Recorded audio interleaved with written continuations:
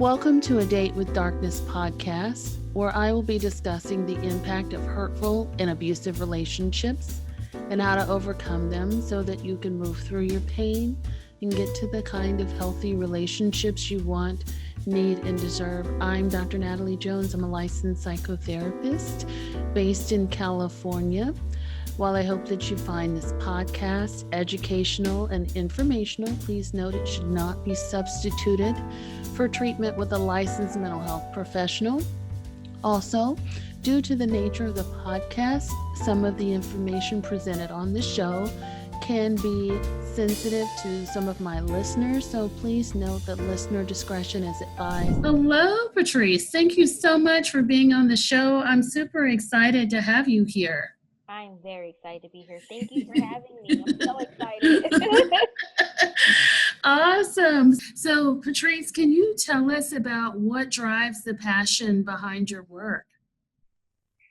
I think anger management is highly stigmatized. And so when I heard about anger management and what the certification was about and, who can obtain the anger management certification, I started realizing that most people think it's just a group class that people that hit each other go to.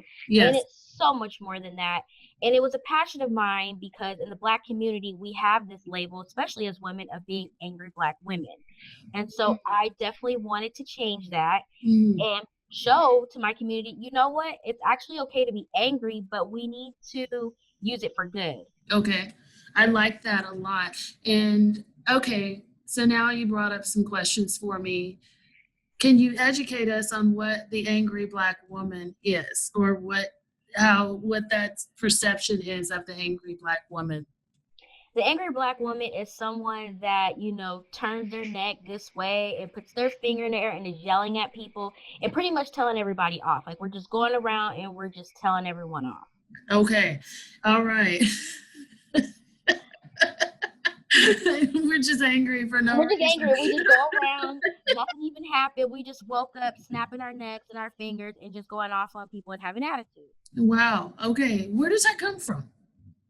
Where does that whole hype stereotype, where does that come from? I definitely think it comes from the media. Okay, we do get typecasted in movies to act a certain way. I think our personality and our communication skills are misjudged. Okay, we do talk like that, but it doesn't mean because we have an attitude. That's just, that's our culture. We're very loud sometimes, and we're very excited, and we just use our hands and things like that. So I think it's just misconstrued. Okay. Other communities might be a little bit more quiet than us, and that's okay. We like to be a little bit more bold in the way that we talk. So I think it's misconstrued as we have an attitude. Okay, sounds good. And for those people who don't know, can you tell us a little bit about what is anger management? What is that? So anger management is all about controlling our anger. I think the stereotype about anger management is that we're trying to eliminate it. We're not trying to eliminate anger because it is an emotion that we need, because it creates change. It lets us know something is wrong, but we have to have a resolution to the problem. Okay. And that's where anger management comes in. We help you identify if this problem is a big problem, do we need to address it, or is it something that we can just let go? We don't have to react to everything. Or if we do need to react, we need to react appropriately. And so that's what anger management is about. It's not about sitting with a group of people and telling each other we can't be angry, because that's not true. We need it. Okay. Let me back up a little bit and break it down a little bit even more, hopefully, for our listeners. What is anger? Anger is definitely a secondary emotion. Anger is a secondary emotion because we use it when we don't want to feel vulnerable. So if someone hurts our feelings, the first thing that we're not going to do is tell them, like, hey, you hurt my feelings. This response of like, something's wrong, I don't like this, it flares into anger, which can be used by yelling, hitting, maybe not saying anything. And so we need to use our anger for better purposes than just using it as being volatile or using it in negative ways. Okay. And so is it always considered a secondary emotion? There are some different research out there that some people say it's a primary emotion, some people say it's a secondary, but we say it's a secondary because it's hiding a lot of other feelings that we have: fear, sadness, embarrassment. And Hmm. so that's why they say it's a secondary. But I mean, to each its own, it could either be a primary or secondary. No one has set the exact name for it. Okay. And, when you say it's a secondary emotion, behind vulnerable feelings or negative feelings, I'm assuming, and I don't want to, but uh, it's my understanding that it works as more of like a protector. Absolutely. Can you talk about that? Yeah. So when we feel vulnerable, say if someone said, your cooking is not the greatest, or, that shirt is really ugly, we're not going to automatically say, hey, that really hurt my feelings, or feel like that I feel really hurt that my shirt's ugly, that vulnerable state. We're going to lash out and use it the opposite way by maybe attacking their clothes or attacking their person. We're not really going to express how we truly feel inside. So it's that protecting of, like, I'm going to show you that I didn't like what you just said, but I'm not going to exactly tell you what it did to me because Right. I don't want to look weak. I see. Right. So it's basically something that you do when you feel threatened, It which respond. It brings up your fight or flight response. I see. So, in your opinion, then, is anger a healthy thing to express? Yes, in the right way. Okay. Absolutely. You can Oh, be. You can have. You can be angry daily. Okay, that's another thing too. You can be angry every day. You can have your anger moments every day, but you have to make sure that you're getting some resolution as to why you're being angry, and it can't last too long. That's the problem, is that you can't be angry all day, all night long. Number one, that's not good for your physical health, and number two, it's not resolving the problem that initially started the emotion. okay. Okay. So then, for people who may not be aware, I know that there's different types of or different ways you can express anger, right? It can be constructive or destructive. Can you talk about that? Constructive ways of expressing anger and destructive ways of expressing anger? So the biggest example that I use of using your anger for beneficial ways is about, my career as being a mental health professional. I got into the field because I was really getting frustrated about how everyone was stigmatizing mental illnesses and going to therapy. And I said, it's okay to have these feelings. It's okay to not be okay. I'm really angry about how people approach this. What can I do about it? And I became a therapist. Hmm. So creating change, creating action, asking questions, coming up with a resolution, Hmm. having conversations with someone about how you feel, taking a walk and going through the process of, is this a big deal? Am I taking this too personal? What happens if I react? Are there consequences? These are things that you can do to channel your anger in a healthy way to come up with a healthy resolution. Hmm. And what about ways that are destructive? Destructive can be cursing people out, physically assaulting someone, Hmm. destroying property, keeping it to yourself, using it in a passive aggressive way. So letting it stew until something else comes up that really was not related to the initial reason why you were angry in the first place, and let it blow up and potentially cause physical harm or verbal altercation.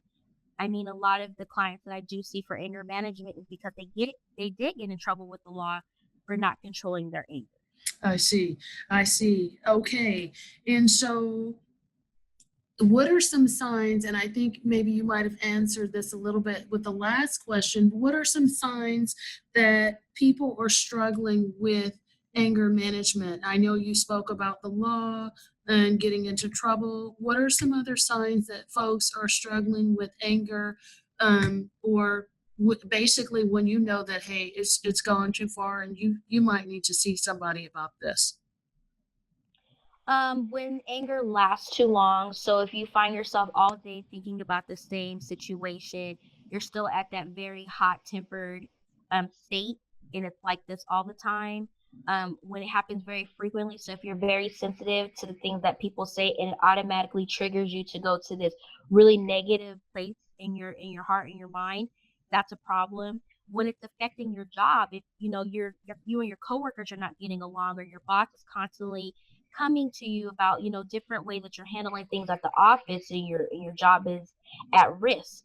Mm, Um, if you got to the point where you feel like you need to place hands on someone to get your point across, mm, these are definite signs. Or even if you have thoughts of hitting someone to get your point across, these are things that show that, hey, maybe it's time for you to start talking to someone to get some other ways to express yourself to get a more positive resolution. I see. I know, and I noticed that the one thing that you mentioned was the amount of time someone is angry. What is a healthy versus unhealthy amount of time that someone should be angry? So, I mean, that's based on the person. I think like maybe a couple of hours, you're really upset about something is okay. But when we're talking like 8 hours all night long to the next day, and your body hasn't kind of cooled down to the point where Mhm, it might still be in your mind that, hey, this is something that's bothering me, but it's not like, oh, I want to go over there and tell that person off, or who do they think they are, or you're punching things, or mhm. a little too long. So a couple of hours, some people, it varies, but we're talking like an all day and you're in the same state, that's a problem. I see. Okay, and then what are some of the inner conflicts that someone has who has difficulty managing their anger? Is there some sort of inner conflict or some sort of struggle that they're having when they can't deal with their anger appropriately? I think the conflict is, if I say anything, am I going to get in trouble? How are they going to respond? I don't want to come off negative. What happens if I don't like what they say? Or it can even go to, how dare they say that to me? Who do they think they are? They think they can just get away with something. I'm going to show them. It can literally be super mild to super severe before you actually act upon it. Mhm. Yes. And and along with that, what are some different styles that people have with expressing anger? Can you talk about that? In a healthy or negative way. Actually, both. Okay, so in a negative way, it can look like silence. They give you the silent treatment. Oof. Have like this blank stare, or they're just like staring at you or not looking at you. Silence, and a lot of men actually hate that when their wives or their girlfriends do that. They hate the silent treatment. Actually, women hate it too. They don't like when their men are silent too. So that's like the number one thing is silent. Passive aggressiveness. So they might say little sarcastic things here and there to someone because they're upset with them, but they won't fully tell them what's wrong. You kind of have to pick at them for them to finally say, like, well, last week you really upset me by saying this. Mm, They'll just be very passive and not really talk to you, but something's wrong. Um, Balling up the fist. oof. Sometimes people ball up the fist. They might not say they're gonna hit you, but they might ball up their fist and they might start shaking. Uh, Maybe just flat out um calling out your character. They might, say mean things to you. They might even tell you what's going on, but they might just start spilling out these nasty verbal attacks on you. These are all the unhealthy ways, negative ways that people Okay. express their anger. Okay. Positive ways is letting someone know, like, hey, you know what? I just really can't talk about this right now. Like, Mm. I need to go take a break. I need to go take a time out. Or you know what? Maybe after I eat, maybe I'll feel a little better. Let's continue this later. A lot of times people are angry because they're hangry. They're hungry and tired. So a lot of times people have to take a break. Mhm. Or even being assertive, hey, the way that you just phrased that really hurt my feelings. In the future, can you talk to me a different way? Okay. Healthy ways that people can express their anger, that something's wrong, but they're not going to be negative about it. I see. Okay. And along the lines of that, it seems like you're walking a very fine line in some instances between anger and rage. What is the difference between anger and rage? Rage is the consequence of anger. So rage is when you didn't take any of the steps that Patrice told you to take in your management, and you just kind of went and had no personal regard for anybody. Hmm. So rage is definitely the Bible. it's almost, from what I've heard from my clients, it's like they black out. They don't Wow. remember doing it. They just know that they got really hot. Mm. They blacked out, and before they knew it, their hand contacted with someone's face or the wall, or they're in jail and they can't even explain what happened.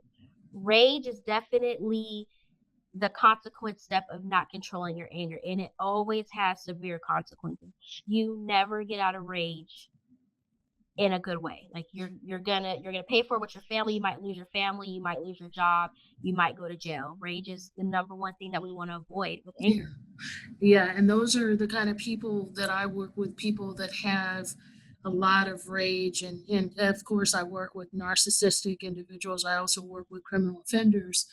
Um, or what what makes someone go from anger to rage? What is it that makes it go to that extreme level, to having an unhealthy relationship with anger, to stepping over the line and going to rage where you've gone way too far to turn back? I think it's more of a respect and control thing. When people are angry and they're not able to express it appropriately and they feel like the other person's not taking it that seriously, they feel like they have to gain control of the situation. And Hmm. sometimes they feel like putting physical contact on someone will get their point across. It's almost to the point where they feel like I'm not being respected by using my words. I have no control of the situation. Maybe if I harm you a little bit, you'll respect me a little bit more. Mm. Mm. Do you feel like rage is secondary to something or tertiary to any other emotion? I think fear too. A lot of people place physical contact on other people because of fear. They don't really know how to express themselves. They don't know how to put it into words, and so it can even stem from childhood, where Right. all they've learned is to put hands on someone. So rage can vary in a lot of different emotions. I haven't seen happiness yet in rage, but it's usually fear, anger, disappointment. Being Yeah, all of those rage can happen. It's like the very last it's the very last thing in your emotions. Wow. So it's like the extreme. So with people who have rage, would you say that they have positive emotions too, or are they kind of just always teetering on that fine line between rage and something else?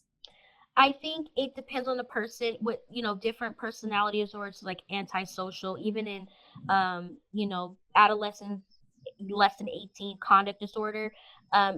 The chemical imbalances, yes, the rage might be the only thing that they do know, but for some people they did have that happiness. They did have that medium. They were able to talk, their emotions through and express themselves. But at some point, maybe the people that they were talking to wasn't taking what they said seriously. Mhm. Maybe they pushed it to the side. And so this just developed over time of them thinking that if I just Mm. black out and just show everybody that I'm no one to mess with and that you're going to take me seriously, maybe that'll work. And at some point, people with rage, it has worked for them. Whether they got into a fight when they were younger or in their Mm. early 20s, something has shown them that if I use my hands on someone or a property, people are fearful of me and they'll respect me more. Okay. So for the average person, you have to build up to the rage. It's not an automatic response to the anger. Yes. But for some people that do have personality disorders, mental health concerns, rage might be the first thing that they can do. Yeah. And I'm curious to know. I'm kind of hesitant to ask this because I feel like it's out of order, but I'm like, curiosity is killing the cat type of thing. And with someone who has rage, what do you feel like the treatment is to that? And do you feel like they can respond effectively to treatment? Because as you mentioned, and I have to agree with you, you typically see rage in folks with personality disorders. And traditionally, personality disorders are thought of as being untreatable, right? You can maintain or you can sustain a way of living, but they're considered to be untreatable. That's why insurance companies don't traditionally endorse payment for treating a personality disorder. So, what are your thoughts on being able to treat rage? Is rage treatable? And that regard, as far as like the personality disorders, you know what? That's really hard to tell. I think we can give all the coping skills in the world to them, and they might implement them one day and maybe they won't. I think it's more of preparing the people in their lives about things that can happen and just be mindful of what is being said in the type of environment that you're saying it in.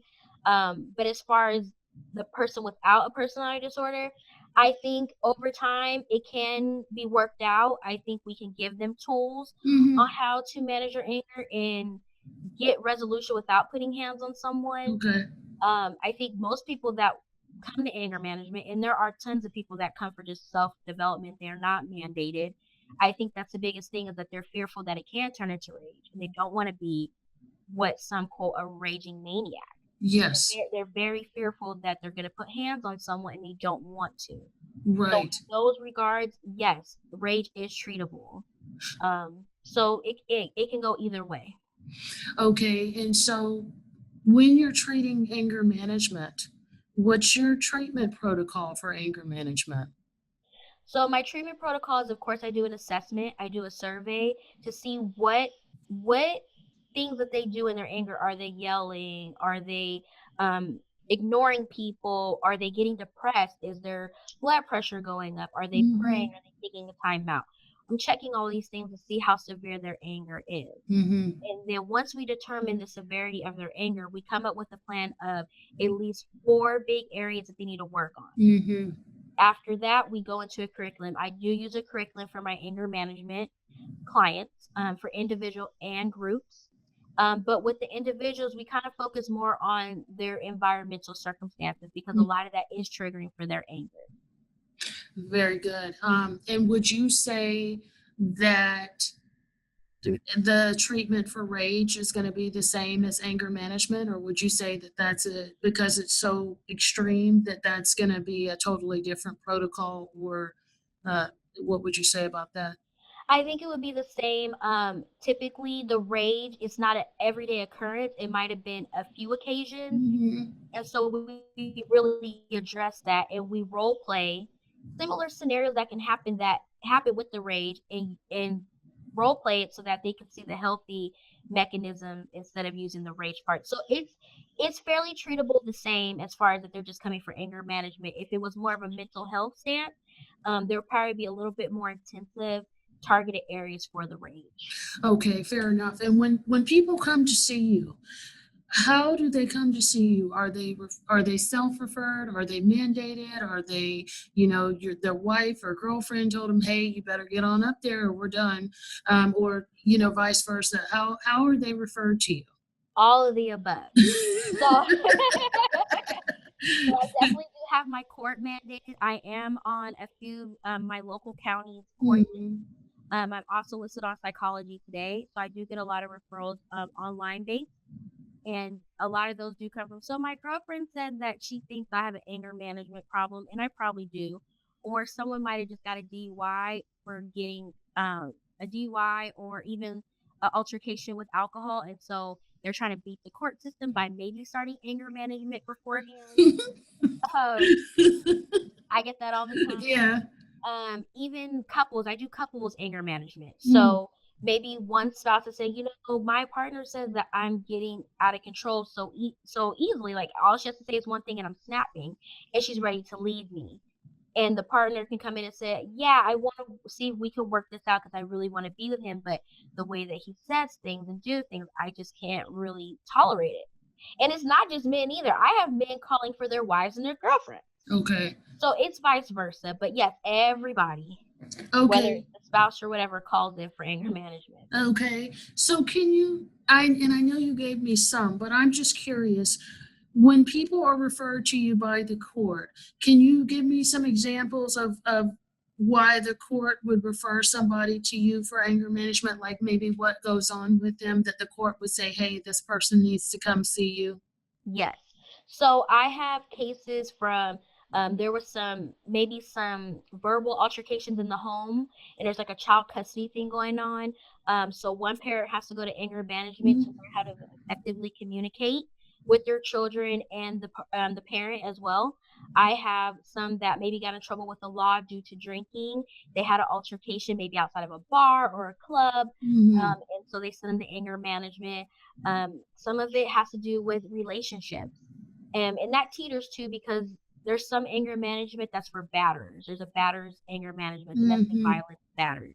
And that's different. That's totally spouse related. But if there's like verbal threats, not really physical contact, but it can get there, they may send them to anger management.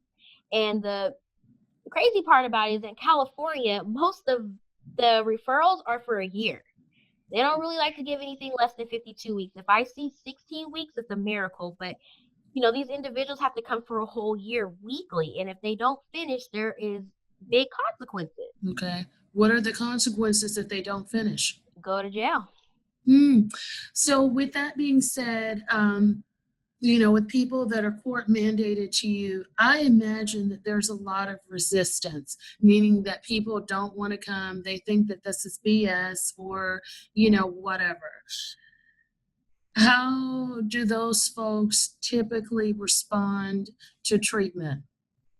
So I've only had really one resistant person that was resistant to the process. Everyone else, I think, is resistant to the process when they think it's a group. But when they find out that I'm going to give them an individual session, I think that gives them a little bit at ease that they're not going to be judged by 7 other people, and that we're going to be able to talk about things that are happening in their life. Because I think when people call in for anger management, the perception is that they're a volatile person, that they did something really, really wrong. Shame on them. But there's always 3 sides to every story, right? Their side, the other person's side, and the truth. So other people that were part of the situation could have caused some conflict as well. And being able to talk about that in the session and get some perspective about that, I think gets them to feel at ease. Okay. And then the people that come to treatment with you after completing this year or however long that they complete, are they all success stories? You know what? So far, yes. None of them have come back. I have not seen them on the news or anything. So I would say so. I do an assessment of pre-treatment, post-treatment, and the results are amazing. They're able to use their coping skills. They're able to come back every session and tell me what worked for them, what didn't work for them. And what I do for them is, well, if they're in a relationship, I encourage their spouse to come in or their partner a few times just so that I can validate these coping mechanisms that they're doing, these coping skills, so they don't think that their partner's acting weird. Because that tends to happen when one person's relationship is changing, the other person is questioning what are they doing. And so it becomes this conflict of like, you're being weird. You didn't do this before. What are you doing? So bringing them in a session and, showing them that they're making the change and this is what they're doing, it gets the partner on board too. So now they're interested in looking at the curriculum and looking at their skills. So I would say I guarantee results. Okay. But That's it awesome. looks like it's good. I haven't had any negative stories or any negative results. Okay. And that's your court mandated folks. What about the folks that are self-referred? How long do they usually stay in treatment and what are their results looking like? The results for them are the same. I always start out with self-referred for 8 sessions, and we can do that weekly or we can do that every other week. And most of them want to stay longer than 8 sessions. They like hearing, the different techniques that they can use. They like talking about their problems, their anger. They like, bragging about how they did it, have an outburst for the week. So they end up staying for about 6 months. And sometimes it even transpires into maybe some other things that are going on in life. So they might want to do, anxiety techniques, or they're having some depression. So it kind of ties into almost some mental health. That's awesome. So they end up staying a little longer in treatment. That's awesome. You had also mentioned the angry couple. Can you talk a little bit about what the angry couple looks like in your treatment for the angry couple? So the angry couple looks like a couple that has drag out verbal altercations. They're calling each other everything in the book. They might be arguing in front of the kids. They might be going to bed angry at each other. They might not even talk to each other for a week. And they're just so fed up. Their communication skills are non-existent. And a lot of it is because there has been some things that have happened in a relationship that they haven't forgiven their partner for. So a lot of it is passive aggressiveness. They're not fully over a lot of things. Therefore, every little thing that they do bothers them. And instead of really getting to the root of what's the issue, they rather just attack them all day. I see. And what about their treatment? How does their treatment look as you're treating them as a couple the entire way through? So we definitely bring up scenarios about what's happening in the household, and we talk about communication skills, how to address certain things, especially taking time out and learning when to address things. The number one technique that I always give the couple is, if you're having a problem, first of all, let's take a deep breath, maybe take a walk around the block just to make sure that we're de-escalating our anger, Mhm. because it only takes 3 seconds for us to get into that anger state, and it can last up to 30 minutes of that high Mm. state. Wow. So we need to calm that down so that we can think rationally. Mm. So after they've kind of taken a breath, the first thing I tell them to do is ask your spouse for permission to bring this up. Hey, is this a good time that I can talk to you about something? You always want to make sure that the other person that you're going to talk to is welcoming this conversation and their all attention is on you. And then Hmm. we go into I statements. I feel blah blah blah blah blah. You never want to start off, you this, you that. Accusing. And once they get to that point, if it seems like it's still going in a different direction where it can get escalated up again to verbal altercations, I would tell them, you know what? Let them know it's time to take a time out. Hey, let me come back to you in an hour. This conversation is getting really intense. Let's talk about this in an hour. These are the things that we're calming down the anger and we're giving everybody a chance to think Mm. and communicate better. People think that they have to come up with a resolution right away. No, it can take a little bit of time, but you have to do it in the right frame of mind. You can't do it in an angry state because the first thing that's going to come out of your mouth is attack statements because you feel attacked, you feel offended. You don't want to feel vulnerable, so you're going to lash out. We want you to feel vulnerable so that you can make the change. I see. Is there, does that always work out for couples, or are there certain instances with your couples, your angry couples, in which it's just they can't work it out? The anger has just become too much and it's gone too far and there's no resolution. I think when it comes to like a domestic violence situation, when typically if there is domestic violence, I won't see them as a couple and they need to be on an individual basis. Yes, But when it comes to maybe physical altercations that happened in the past or even some infidelity, those aren't really anger issues, those are trust issues. mm, So if it's not working out with the couple, it's not due to the anger, it's due to the underlying issues that brought up the anger. I see. Okay, and I'm glad you brought up domestic violence because I'm curious to know. I know that there's batterers and things like that that are usually mandated to treatment. And in my experience, it's usually not recommended that batterers attend anger management. Reason being is because anger isn't their underlying issue. I'm just curious to know what your thoughts are and what your treatment would be if you do work with batterers. Batters are definitely not recommended for anger management. That's why they created the domestic violence batters program, Mm. which has the same format as far as 52 weeks typically, but they address different things because a batter is someone that's hitting their spouse. So that's a whole different issue. And most violence is due to control. So they're not hitting them because they're angry. They're hitting them because they feel like they need to control that person. And Mm. the only way to do that is create some harm. Mm-hmm. Anger management for people that do put hands on people is more of maybe strangers or maybe a friend, somebody that's not an intimate partner. Mm-hmm. So yes, domestic violence training treatment would be more appropriate for a batter. Yeah. Definitely. Yeah, definitely. And that's kind of who I work with. I was just curious to know what your thoughts are on that. And because I've noticed in the past that they've had batterers go to anger management, but that's really not helpful. I'm also wondering about certain elements of the anger that you talked about, such as the silent treatment or stonewalling and things like that. Those can also be viewed as elements of trying to control. Mhm. Do you feel like, Attention seeking. Yeah. yeah, right, attention seeking or control, trying to get the person to do what you want them to do? And I'm wondering, in those instances, when you notice things are more about control as opposed to anger, how do you work with that? So if you see someone is always giving you the silent treatment because they're trying to get your attention or for them to keep for you to keep asking them what's wrong so you can feed into, you can tell them like, hey, I'm reaching out to you whenever you're ready to talk, I'm here. and Mhm. leave it at that. If it's a big deal to them, they will reach out to you. If it's not a big deal, then they won't say anything again to you. You Mhm. don't have to keep chasing that person, because Mhm. what's gonna happen is that you're gonna get really angry and then you're gonna lash out in a bad way and you're just gonna give them exactly what they want. Mhm. Some people do become silent because they rather not say anything because it can turn into a Mhm. nasty situation, and they call that a timeout. That's a really bad example of a timeout. A timeout, you have to tell the person you're taking a timeout. You have to Mhm. tell them, "I'll be back in an hour. I need to take some air." So that's the silent treatment, but it's not very effective. I was gonna say, what do you feel about, how do you feel about timeouts? Do you feel like they're healthy and effective, even as a short-term remedy? Do you feel like people should take timeouts, or more so should they take time ins?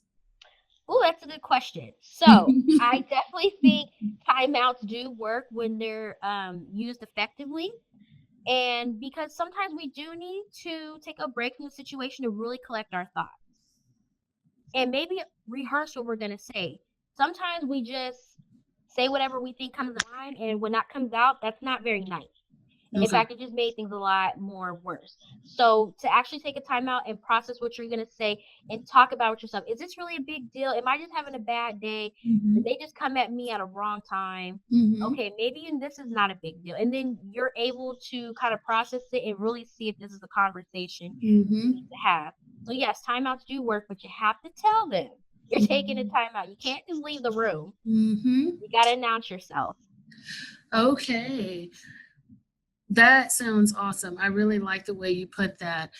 In working with folks with anger management, I know that, a component that one of several of the components involve developing empathy, learning forgiveness, and developing communication and working on conflict resolution. Can you talk about that specifically? And I know I just said a mouthful, but specifically the developing empathy piece. So, empathy, also known as emotional intelligence, this is something that definitely calms down our negative anger because we're placing ourselves in someone's shoes. I know this person. Did they really mean it the way that I took it? They're having a bad day. Maybe I just caught them at a bad time. Mhm. Maybe this isn't a big deal. When we're able to use empathy, it actually calms down our anger tremendously because we're Mm, putting ourselves in someone else's shoes. okay. And we can also think about, if I react this way, how is it really going to affect them? Do I really want to hurt them? Mhm. I'm just frustrated right now. Maybe I should approach this a different way. So when we start thinking about other people, it actually puts us in a better headspace than just being selfish. Well, me, me, me. That's how I feel. Okay. So emotional intelligence is main key of anger management. You need it. That's awesome. And what is the concept of forgiveness? How does that play out in anger management? And how do you teach people the concept of forgiveness? I definitely encourage my clients to forgive and remind them that it is a choice. So no one can force you. Different faith-based religion, things like that say, don't go to bed angry, forgive right now, turn the other cheek. We don't work like that. Sometimes it does take a little longer for us to come to that point. Mhm. So I always let them know it's a choice. And when you make that choice, please don't think that you are allowing them back into your life or you're giving them a free pass. Mhm. You are releasing this from your heart and your soul, and you're moving on. Because while you're still concerned about it, they're living their lives and doing other things. This Mm. is harboring you from building relationships with other people. It is affecting the way that you can succeed in life. So it's more about being selfish in that moment Right. and letting go for your own personal mental health. And so when you put it like that in forgiveness, and Mm. not saying that someone's getting a free pass, people are more inclined to forgive. And that's a big part of anger. A lot of people are angry because people do them wrong. But Mm. we can't make people apologize. We can't force people to mean their apologies. So we just have to talk to ourselves and let ourselves know, like, we did everything we could. That was a bad situation. That person wasn't who we thought we were, and I'm gonna move on, and I'm gonna learn better for the next time. Can can you tell me a little bit about why it's so difficult for people to forgive or to let go? What is it that keeps them stuck on the inability to forgive? They want people to apologize. They want them to pay for their actions. They want something to happen where they feel remorseful for what they did. And that may happen down the line, but it's not instantaneously. And that's not really up to us to make sure that they pay for what they did. I think people don't want to give people a free pass about how they hurt them, but that's not what forgiveness is about. Okay. It's not, because people can forgive all day and they might not mean it. So I think people are waiting for the person that wronged them to apologize instead of just giving themselves closure and closing that chapter on their own. I see. Um, and what about learning to communicate effectively? How, I know you talked about making I statements and talking more about how you feel. Where, what else can people do to communicate effectively as opposed to getting angry? Assertiveness, and that's what we cover in anger management as well, as assertiveness. So Hmm. it's okay to speak your mind and tell people what you don't like and what you would like, how for them to approach you in the future. Mhm. I think a lot of people look at that as being very cocky, arrogant about how you talk to them, but assertiveness is the way to control your anger. So if Mhm. someone in the office says, you're so annoying, all you do is talk, you need to be Yeah. quiet when you're around me, you can come back to them, say, hey, I understand that I was loud, but in the future, can you not call me out of my name? Or if you have a problem, please address me by myself and don't address me in front of other people because that makes me feel uncomfortable. These are ways that you can get your point across by being direct and stern about it, but not inappropriate. Okay. That's the Okay. biggest thing. Stick up for yourself. Okay. And what are, in terms of conflict resolution, what are some other ways in which people can resolve conflict um, in a healthy way? Compromise. So if you're angry and you're talking to someone, please believe that it's not going to always go your way. There has to be a compromise, Mm-hmm. especially in relationships. So conflict is healthy. We all need conflict. That's okay. But if you want it to result in a positive way, you have to compromise, even in Okay. your management. If I do this, then can you do this? Okay, well, I understand how that makes you feel. So in the future, I will do it this way. But on some occasions, I need to do it this way. Compromise. It's not all about getting your way. And I think that's the biggest thing about conflict resolution is coming to a compromise. I would have to agree. Asking people, what do you want in this situation? What would make you happy? Add a little bit to them because they're like, oh, you're thinking about me. Well, I can bend a little bit for you. Mm, This is the way that you're going to get things done effectively mhm. in a timely manner. Yeah, I would agree with that. Um, there are such things as angry families. I know we talked about couples and angry individuals, but I also think it's important to mention an angry family where it's, anger as a primary and secondary emotion are kind of passed down generation to generation. You have people that have a dad or a mom or whoever just angry all the time, and they feel almost like the anger that they inherited is genetic. Mhm. Can you talk about that? Because I feel like that's one of those things that's never talked about. It is a generational thing that you have to break. And a lot of times the anger stem from in the household with substance use too.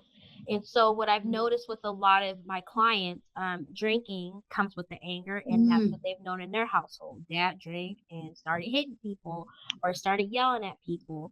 And so the same patterns that they saw in their childhood and until their early adult years, we try to break those in session. mm, We try to break those generational holds. Um, Anger is not a trait that's passed down. It is a learned behavior. They learned it from their parents, which they taught it to their kids. mm. And so there are ways to break it and understand that this is not an effective way to communicate. Because most people that come to anger management, they're not really happy about how they handle situations, regardless if they're there for themselves or they're mandated. They don't like how they handle things. But that's all they know, and they know that it's wrong, but they don't know where to start. Interesting. That's good that they know that they're not happy with it and that there's a part of them that wants to change. I with folks who have angry families, multi-generational, intergenerational anger. How hard is that to undo? Because that's years worth of hard wiring. And not only that, but you may have to go into a situation where you're still around that angry parent, that angry sibling, those angry grandparents, those angry holidays or angry reunions.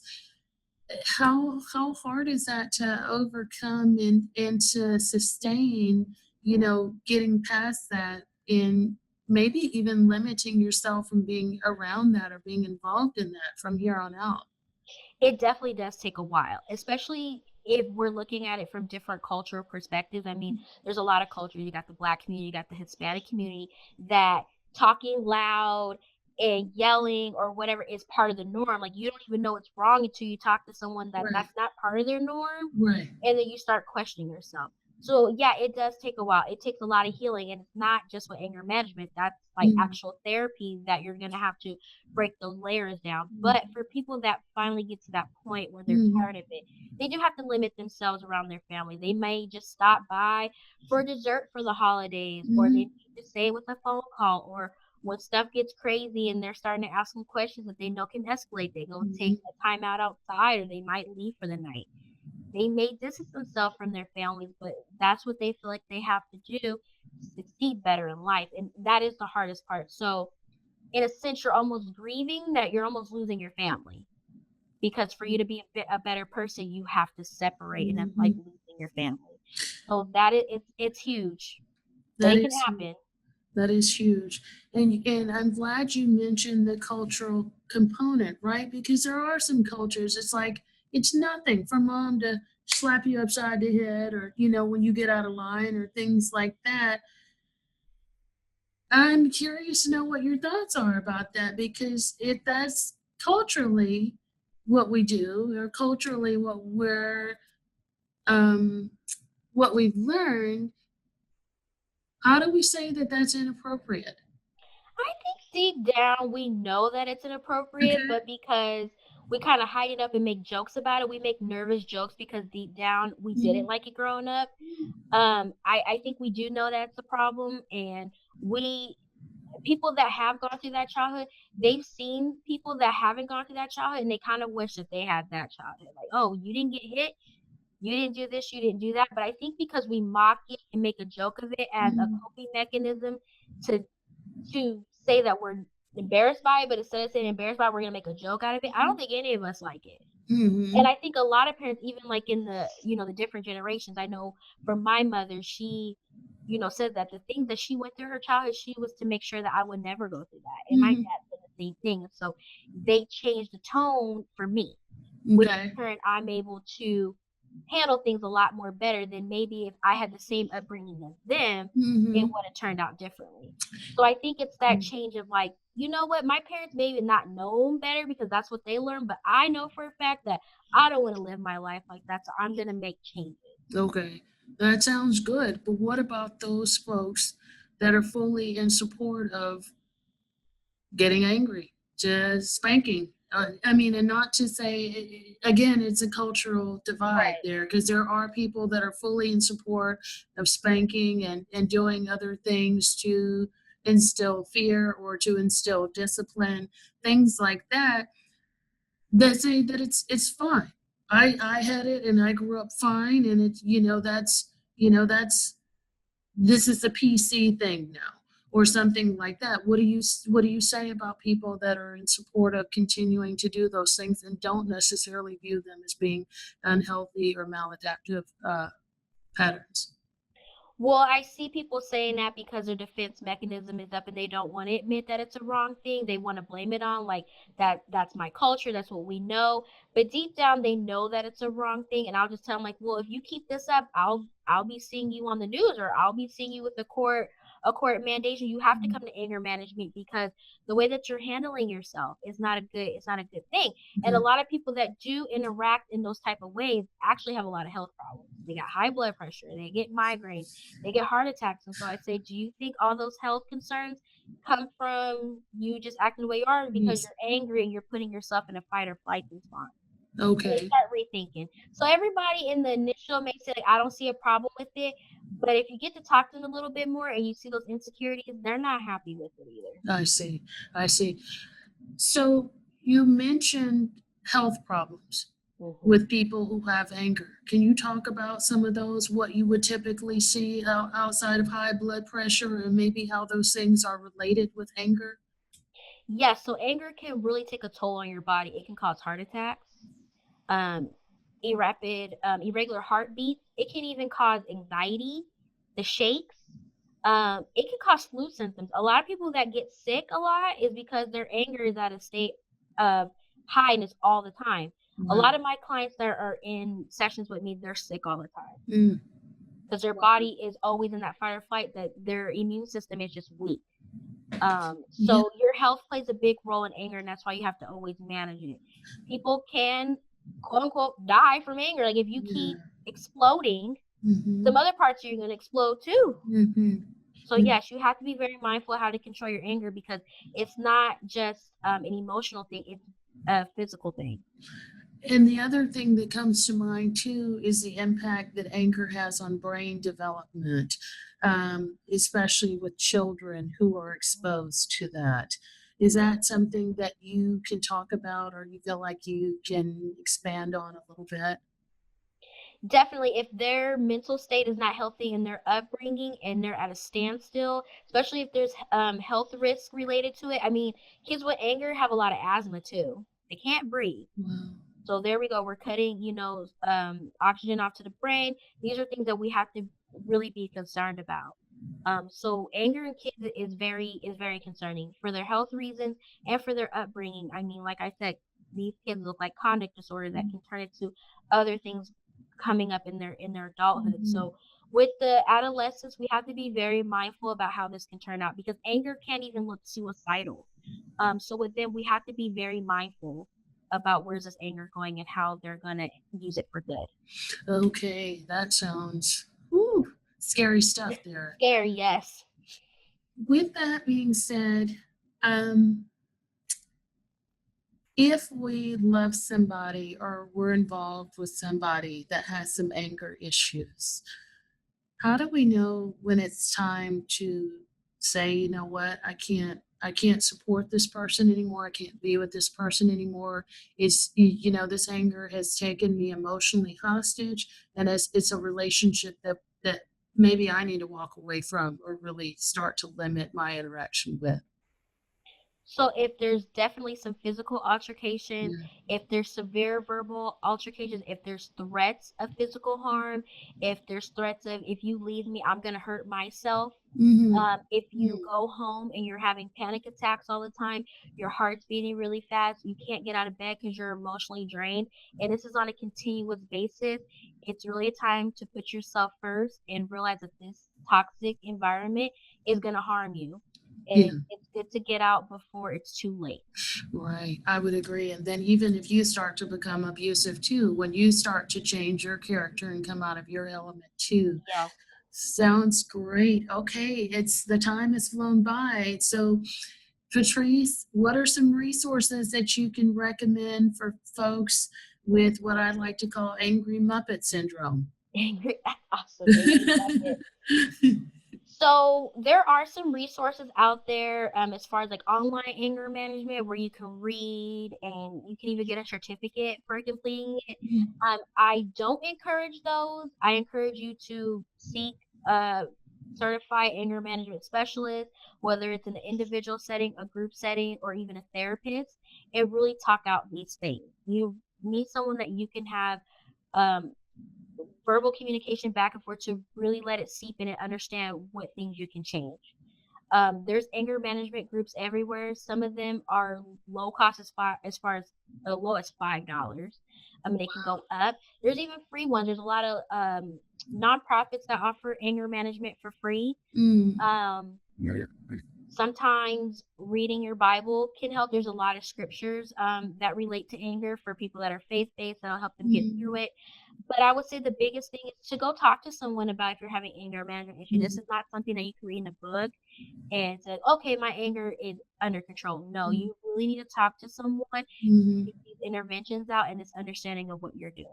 Okay, are there any books or things that you would recommend for people who are a little bit apprehensive about going to talk to somebody, but and maybe they know they have a problem, but maybe they might want to read about it or do something in the privacy of their own home before they step out and see somebody like you.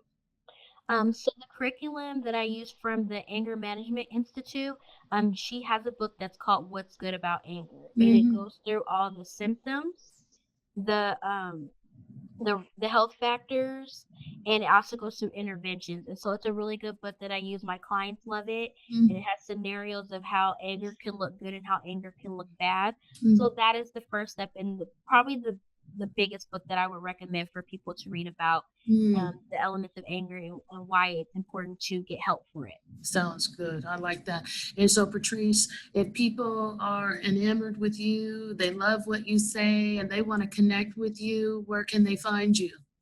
So you can find me at my website at www.patriceanddouglas.com. If they want to book a session, they can visit my website, empirecounseling.net. Mm. I offer services in California, and recently I just opened up in New York. Oh, wow. So you're bi-coastal now. Yes. Wow. What prompted that? Um, Online counseling per se has always been an interest of mine because sometimes people can't get to the traditional office Mm, due to not having traditional hours, or they may have special needs kids mm, where they have to be at home with them all day and they can't get to an office. So mhm. if I can bring it to you through a computer screen, I'm all for it. Oh, that's awesome. And do you have any other things that you have going on? Any other projects or things that you're working on outside of all this wonderful anger management and private practice stuff? Yes, so I do have a t-shirt campaign where all the proceeds go to help funding therapy for people that can't afford it, or even creating low-cost Oh, workshops. As of today, we have 84 shirts sold, so I'm really excited about that. yeah. You can purchase a t-shirt at my website, patriceanddouglas.com. We have Oh, if you can pray and see a therapist at the same time. We have Black Minds Matter, Therapy Saves Lives. So we have different t-shirts that start the yeah. conversation about mental health and give back as well. Oh, that sounds awesome. What got you started into that? I think the biggest thing about mental health is that people are kind of afraid to have the conversation 'cause they don't know how to have it. They don't want to shame anybody about it. So I just made everybody into walking conversation starters. So if you wear the shirt, it always starts a conversation. Yeah, I keep telling people they can go to church and go to therapy, or yeah, Black people's minds do matter, or you know what, therapy did save my life. So I'm Mm, taking that anxiety of talking about mental health, and I'm putting it on shirts so that you can just start the conversation by walking down the street. okay. That sounds So great. that is the cause of the I shirt, and love that. it's been going strong for about 2 years, almost three. I think we're going on Mm. three. So yeah, we're doing That pretty sounds good. awesome. I really like that. Okay. Well, thank you so much. And I'm happy to have you as a friend of the show. Yes. And we're going to be following up with you because people are going to get a chance to chat with you when we do the Facebook Live in the private A Date with Darkness Facebook group. So I'm Oh, I'm excited. very excited about that. I'm so excited about that. That's awesome. Yes, I am too. And I think this is such an important topic that people need to hear about. And I'm sure our listeners will want to reach out and connect with you as well. And I can't wait to have you on. Thank Thank you you for so having me yeah, again. I really appreciate it. yeah. Okay, Patrice. And thank you again and happy to have you as a friend of the show. Thank you. Bye.